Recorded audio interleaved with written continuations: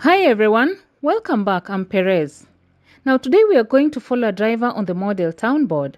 Watch carefully as the driver moves through the route because at some point along the way a mistake is going to be made. Stay sharp, pay attention to every move and see if you can spot exactly where this happens. And if you manage to spot all the mistakes in this drive, then you are definitely on the right track and good to go. And if you're new here and not sure how the model town board works, I'd recommend checking out my full tutorials called the Model Town Board Full Tutorial with Perez or the Model Town Board Tutorials Chapter 1 and 2 on this very channel. The links are in the description. Now don't forget to subscribe right now because this channel is about to get even more awesome. And enjoy the video. Let's see how sharp your eyes really are.